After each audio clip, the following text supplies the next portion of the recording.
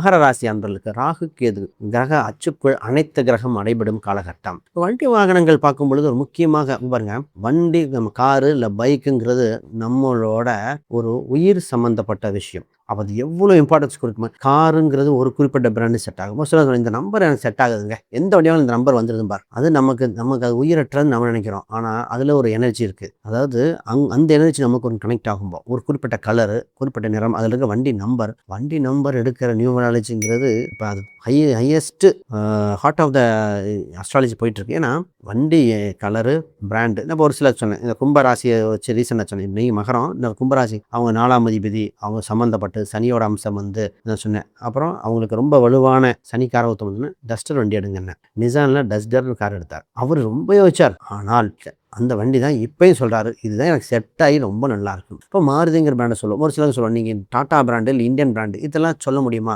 அதாங்க அஸ்ட்ராலஜியில் இதை வழி உங்களுக்கு இது செட் ஆகும். எடுத்த எல்லாத்துக்கும் எல்லா பிராண்டும் செட் ஆகாது. அப்போ அந்த பேர் ஏன் அப்படி அமையுது, அந்த இதோட இது அமைப்பு இன்ஜின் சொல்கிறாங்க இல்லையா, பேர் அம்சம் வரும். அதோட ஒவ்வொரு எண்கள், எழுத்துக்கள், எண்ணும் எழுத்தும் கண்ணனத்தகுங்கிற மாதிரி இது மாதிரி பார்த்து வாங்கினவங்க பல பேர். அப்போ நிறைய பேர் ஏன் ஒரே ரிச்சஸ்ட் பர்சன் எல்லாம் ஒரே மாதிரி நம்பர் வாங்குறாங்க. ஒரே டைப் ஆஃப் சீரியல் கார் இருக்கும், ஒரே நம்பராக வரும். ஏன்? நியூமராலஜி பேர், பேங்க் இது வரைக்கும் பார்க்குறாங்களா? ஏன் பார்த்துடலாம். சரி, இப்போ உங்களுக்கு வண்டி வாகனங்கள் இந்த மாதிரி பிளான் பண்ணி வாங்க. இது ரொம்ப ரொம்ப முக்கியமான விஷயம் பேசியிருக்கேன் சார். திருமணம் சம்பந்தப்பட்டது பேசிட்டு கொஞ்சம் வெயிட் பண்ணலாம். உங்களுக்கு குருபலன் இப்பொழுது கோச்சார ரீதியாக இல்லை. இன்னும் 3-4 months வெயிட் பண்ணுங்க சார். எவ்வளோ சார் வெயிட் பண்ணுறது சார்? நல்ல காலம் வருவதற்கு வெயிட் பண்ணி தான் ஆகணும். அதாவது காத்திருந்து கைப்பற்றுதல் தான் இப்போ முக்கியம். என்ன ரீசன்னா, உங்களுக்கு அதிசாரத்தில் வந்துட்டு போயிட்டார். இப்போ நம்ம அவசரப்பட்டு திருமணம் பேச்சுவார்த்தையோடு இருக்கும்.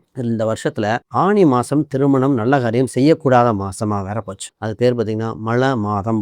2ஆம் அமாவாசை 2ஆம் பௌர்ணமி வந்து இந்த மாதம் வந்தாச்சு. அதை ஒன்றுமே பண்ணக்கூடாது. அப்போ என்னதான் பண்ணணும்? வீடு மாற்ற முடியாது, எந்த இதுவும் பண்ண முடியாது. அந்த மாதம் ஒரு சூனிய மாதமாக மாறிவிட்டன. அப்போ ஆல்ரெடி பங்குனி மாதம் அவுட்டு, அக்னி நட்சத்திரம் வரப்போகுது. அதில் ஒரு கிட்டத்தட்ட 20 நாள், இப்போ 40 நாள், இன்னொன்று 30 நாள், கிட்டத்தட்ட ஒரு 80 நாள் வருகின்ற காலகட்டத்தில். அப்போ திருப்பி கொஞ்சம் வெயிட் பண்ணி பண்ணுறதான் பெஸ்ட்டு. திருமணத்தை பற்றி இன்னும் பேசுகிறேன். திருமணத்தை பற்றி வரன்கள் எப்படி வரணும்னு வந்து சொல்லணும். பூர்வீக சொத்துக்கள், அரசியல், சினிமா சம்மந்தப்பட்ட துறையினருக்கு, பிஸ்னஸ் வேலையில் இருப்பவங்களுக்கு இதை பற்றிலாம் பேசுவோம். ரைட். அதுக்கு முன்னாடி யாருக்கா ஜாதகம், பிரசன்னம், வாஸ்து, நியூமராலஜி பார்க்கணும், ஸ்கிரீனில் தெரியாத எண்களுக்கு தொடர்பு கொள்ளுங்க.